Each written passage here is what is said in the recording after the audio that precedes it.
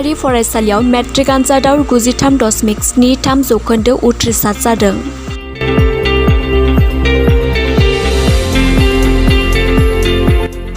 बोसोरफ्रोमबो मेट्रिक आनजादाव मोजाङै फिथाइ मोनबोबाय थानाय बायदि देग्लायबो मोजां फिथाइ मोननो हादों सिखना बर' गोजौ फरायसालिनि फरायसाफोरा।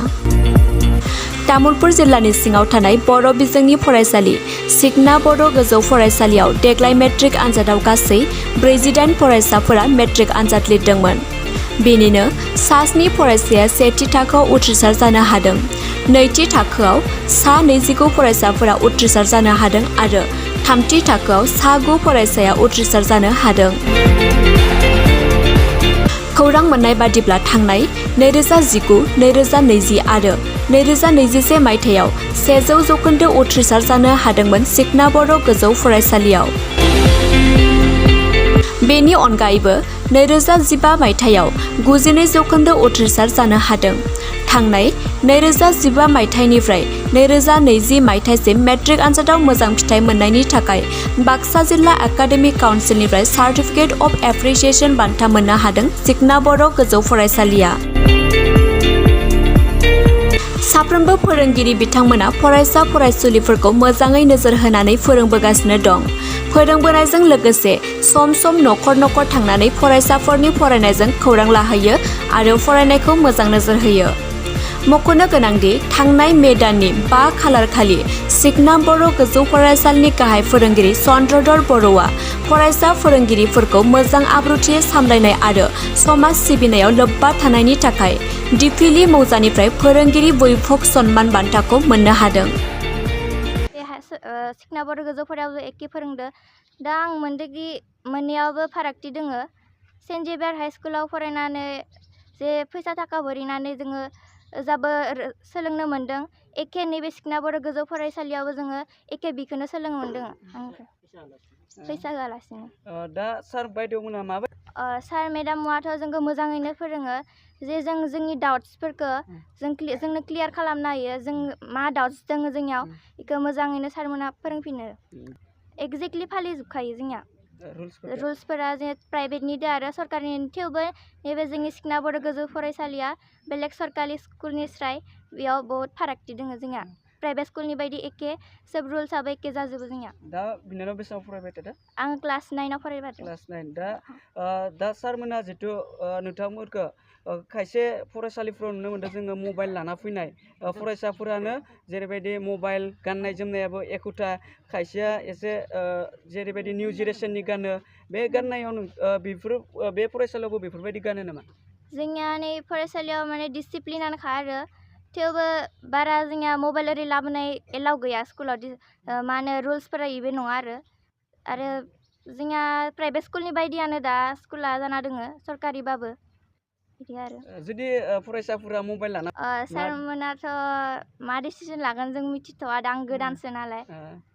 दा बेयाव फैबाय जिथु नोंहा आं सानदोंदि आङो मेट्रिक HSLCखौ डिस्टिंसन नङाबा स्टेन्ड लाखिनो नाजागोन आरो सारमोननि फोरोंनायनि थाखाय। दा बे बान्थाखौथ' आङो मोजां माबास'आ मिथिस'आ, खिन्थु जा दिनखालि बिथांमोना फैनानै आंनि फरायसालियाव सोंफैबाय जे नोंथांनो जोंनि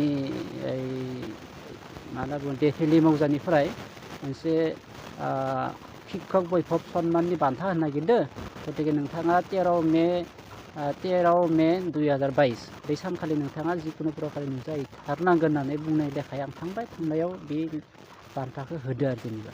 बे बान्थाखौ मोननानै नोंथाङा बेसेबां गोजोननाय मोनदों? दा बे बान्थाखौ मोननायाव आं सोंबाय जे शिक्षक वैभव सन्मान, वैभवनि ओंथिया मा होननानै सोंदोंमोन आं। वैभव बेथ' हारसा सोदोबसोथ', गतिके वैभवनि ओंथिया मा होनना बुंनायाव सोर बुंदों मा पार आरो जेनेबा बे माने बे फारनिफ्राय बै फारसिम गासैबो बिथिङाव माने राफोद। दा बेखौ बुंजायो जे जिहेतु शिक्षकनि मोनसे बिथिङाव मोननायब्ला फोरोंगिरि खालामनायाव जेनेबा फरायसालि सामलायनाय, फरायसाफोरखौ सामलायनाय, फोरोंगिरि सामलायनाय आरो समाजारि बिथिंनि मानसिफोरजों लोब्बा थानाय गासैबो बिथिङाव राफोद महरै नोंथांनो होनाय जादों होनना बिथांमोना बुंदों आरो जेनेबा आंनि सिगाङाव। जिथु मैया सेबाजों खुंनाय मेट्रिक आनजादखौ मैया रिजाल्ट होबाय बे रिजाल्टआव नोंथां फरायसालिनिफ्राय बेसेबां सेथि मासियाव उनथ्रिनाखो आरो रिजाल्टआ माबायदि जाखो? दा मैयानि जिथुनिखि 2022 मायथाइनि HSSLC आनजादनि फिथाइया देग्लाय आंनि मथेबा बारा माने खहाबजाथाव जायाखै। मानो होनब्ला देग्लाय जिथुनिखि कर'ना भाइरासनि थाखाय 1 बोसोर क्लास जायाखैमोन। क्लास जायैखाय आं सानबाय मा जे माबा मोनसे जाहोनाव जुदि एग्जामखौ केनसेल खालामनानै गासैबो बिजाथिफोरखौनो पास खालामना होननानै जुदि बुङोब्ला गासैबो पास जालांथो साननानै आङो गासैबो क्लास 10आव फरायनाय बिजाथिफोरखौ फर्म फिलआप खालामना होदोंमोन। दा बेयाव गोरोंफोराबो रोंथारिफोराबो फर्म फिलआप खालामलांफानाय जादों। दा बे बेलायाव जों मिथिखागौमोन जे 3 सुबुङा एखेबारे रोंथारा क्लासावबो बारा फाया पास खालामनो हाखानाय नङा होननानै सानदोंमोन। थेवबो जि फरायसाफोरनि आरो बिगोमाफोरनि मोखाङाव नायनानै आङो सुबिदाखौ होबाय गासैखौबो फर्म फिलआप खालामनो। दा थाङै थाङै बै 3आ फेल गोलैमारदो आरो जेनेबा गासै 48 बिजाथिया आनजादखौ होदोंमोन बेनिनो 3 बिजाथिया फेल गोलैदो।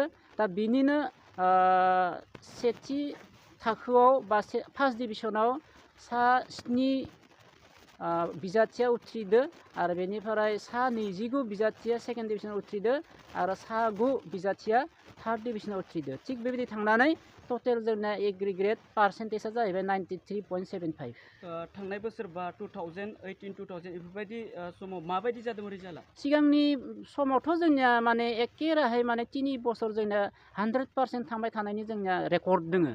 दा बे 100% थांबाय थानायनि रेकर्डनि थाखाय जोङो 100% एचिभार फरायसालि हिसाबै जोङो बाक्सा जिल्ला एकाडेमिक काउन्सिलनिफ्राय जोङो बान्थाबो मोननाय जादों आरो बे बान्थायानो जाबाय नैबे इयाव दोङो। बे बान्थाखौ जोङो बाक्सा जिल्ला एकाडेमिक काउन्सिलनिफ्राय जोङो बान्था महरै मोननाय जादों जोङो 100% उथ्रिसारनायनि थाखाय। बे 100% रिजाल्ट जिहेतु मोजां खालामबाय उनथ्रिसार होबाय फरायसाफोरखौ नोंथांमोना माबायदि बे फरायसाफोरनो गुन गोनां सोलोंथाइ होदोंमोन आरो माबायदि खस्थ' खालामोमोन फरायसाफोरनि थाखाय? दा बेयाव बुंनो थाङोब्ला जोङो जोंनि सिखना बर' गोजौ फरायसालिनि जाफोर माने आं गाहाय फोरोंगिरिनि लोगोसे जाफोर माने लोगो फोरोंगिरि बिथांमोन दङ बिथांमोननिबो गोबां बिहोमा दङ। बिथांमोननिबो नारा नाथा नाजानायाव जों बै 100% उथ्रिसारनाय बा फिथाइखौ मोननो हादों। दा आंनि लोगोसेयैनो आंनि जा लोगो फोरोंगिरि बिथांमोना आखान्थि फोरोंगिरि बिथांमोना फरायसाफोरनि न' थांनानै हम भिजिट खालामो। उइकलि क्लास 10नि फरायसाफोरखौ हम भिजिट खालामो आरो लोगोसे जेब्लानो सम मोनो थिग बेबायदि हम भिजिट खालामो।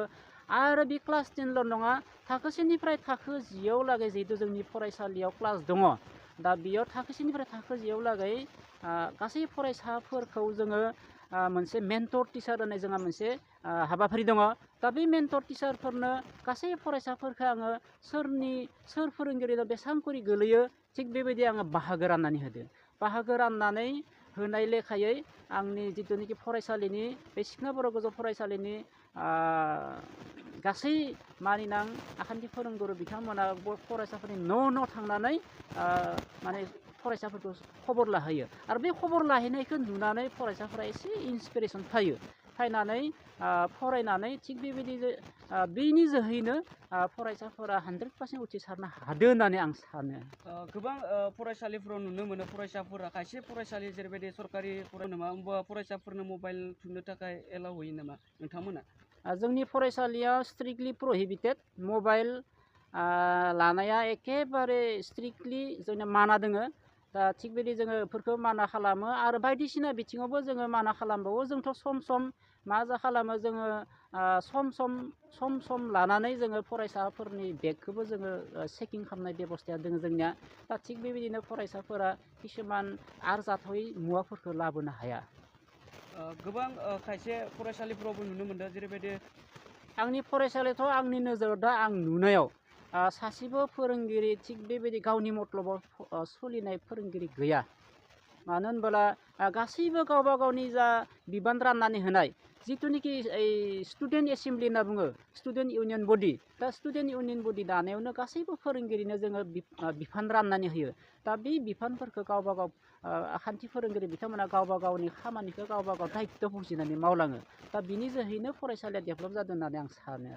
गोबां जोंनि फरायसालियाव नोंथांमोनाबो मिथिगौ आबा जोंबो मिथिखागौ जे जोंनि बे गामि गफानि जिथुनिखि पेरेन्टस बा बिमा बिफाफोरा बाय अशिक्षितआ बाराथ' बेनिखायनो गथ' गथायफोरखौ जोथोन लानायाव एसे माने स्ट्रिक्ट नङा बेनिखायनो जोङो फरायसालियानो मोनसे बिथांखि लादों जे जोङो मिनिमाम माने 2 माह 3 माहनि गेजेर गेजेर जोङो पेरेन्टस मिटिं लिङो आरो बै पेरेन्टस मिटिङावनो गासैबो फरायसाफोरनि जिथु आखल आखु बेखौ जोङो रेकर्ड खालामना दोननानै बेखौ जोङो पेरेन्टस एबा बिमा बिफानि सिगाङाव फोरमायनानै जों थिग बेबायदि माने आब्रुथि खालामना लांनो थाखाय जों नाजायो फरायसालियानो।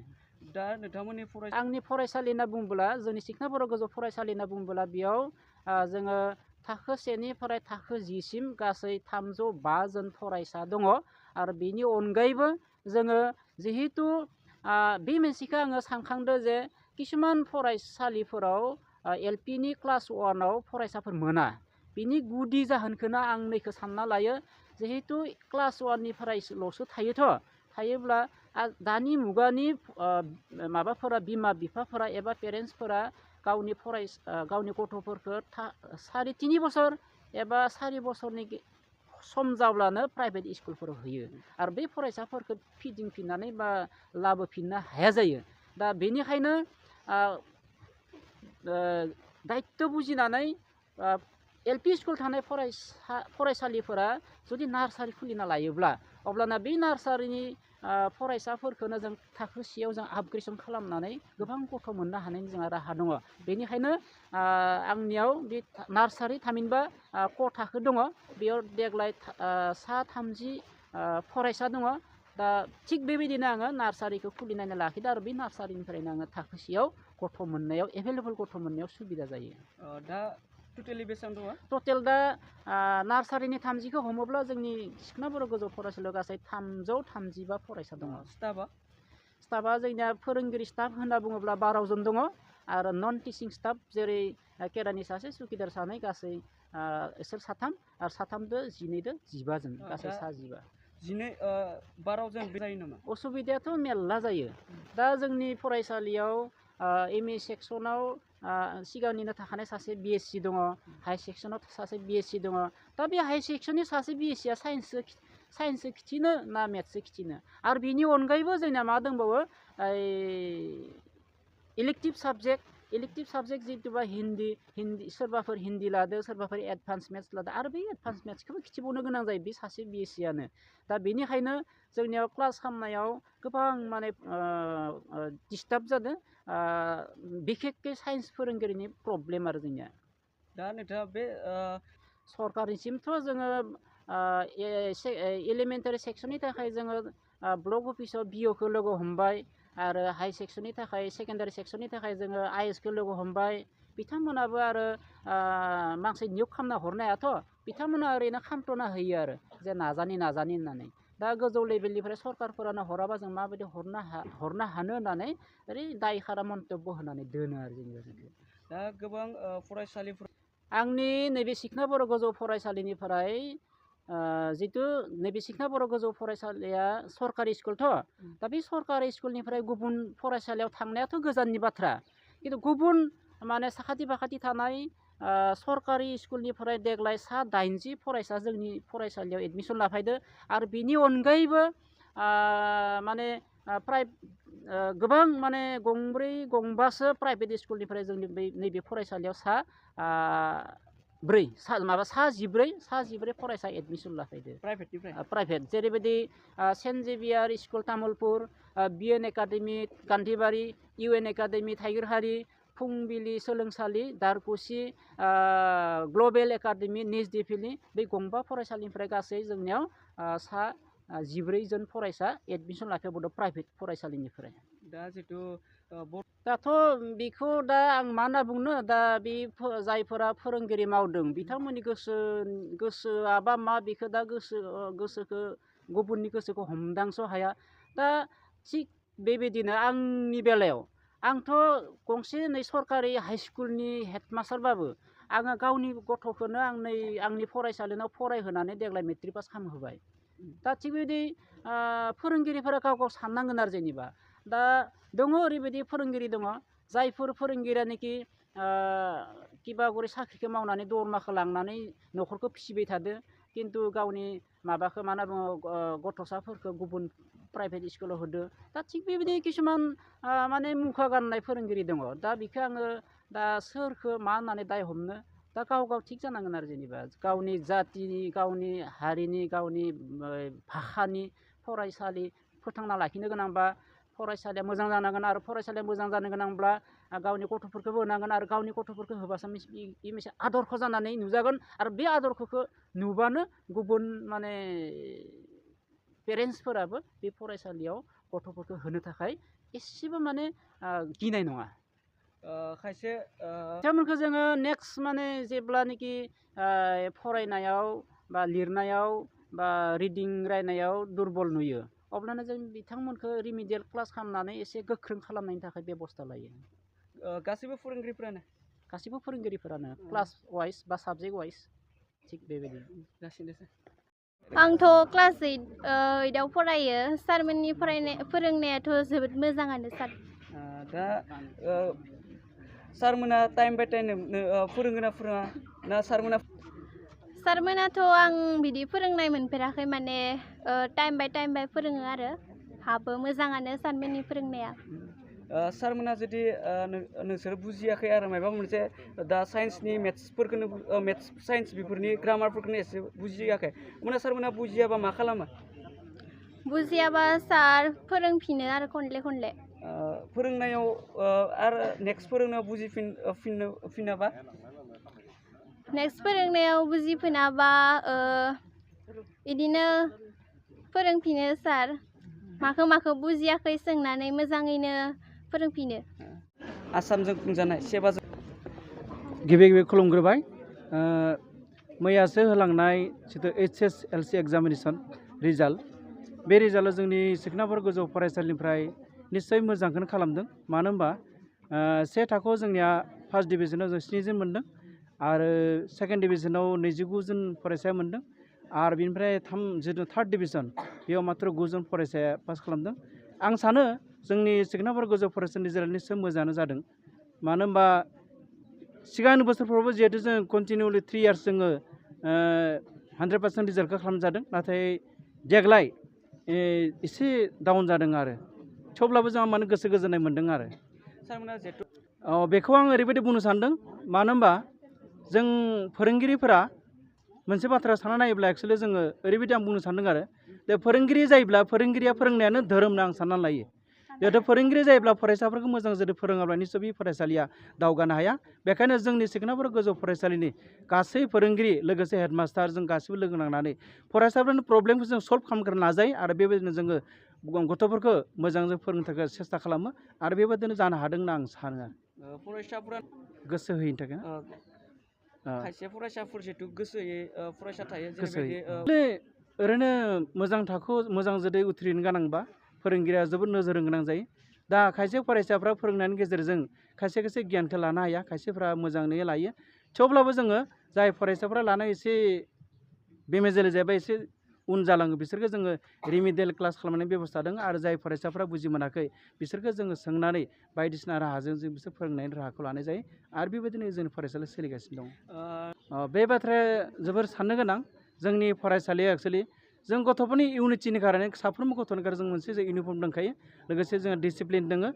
आरो बेनिफ्राय बे डिसिप्लिननि गेजेरजों जों गथ'फोरखौ फोरोंनाय जायो आरो जोंनि फरायसालियाव सासेबो फरायसालिया निस्सय जों मबाइल लाबोनायखौ जोङो एलाउ खालामा आरो बेबायदिनो जोङो सोरबा जुदि दिनैसिमबो लाफेराखै आरो मालाबा जुदि लाबोब्ला जों बिसोरनि सायाव निस्सय जों माबा मोनसे नोजोर होनाय जागोन आरो बेबस्था लानाय जागोन आरो बायदिसिना इनडिसिप्लिन खामानिफोरा जोङो गोजानाव लाखिनो जोंनि फरायसालियाव अरायबो नाजाबाय थायो माबा फैसानि आंखालनि थाखायबो जादों आरो नैबे सिखना बर' हाइस्कुलखौबो बाय मोजां फोरोङो होनना खोनानानै फैदो आरो नाथाय दा बेयाव नोंथाङा प्रेक्टिकेलि क्लास खालामबाय बे प्रेक्टिकेलि क्लास खालामनायाव माबायदि मोनखो मोजाङानो नांदो आरो नैनि स्कुलनि टिचारफोराबो बाय मोजाङानो फोरोंखायो ओजा एसिस्टेन्ट जेरावबो जेरै फोरोङो इयावनो बाय इसा बायदि फोरोंनाय बायदि मोनदों आरो आं दा बुजायफिनो सारमोना फैबाय था मेट्रिकखौथ' मोजां खालामनो होनना सानखादोंमोन आं माने बाय नाजानो सानदों आरो आङो नैयाव फैनानै ओजा थारमाने बाय आङो इंलिसफोरखौ बारा बुजि मोनामोन ना नैयाव बुजि मोनो आरो बर'दो बुजायोना नैयाव बेखायनो दा नोंथां एलाव गैखाया नै स्कुलाव गैया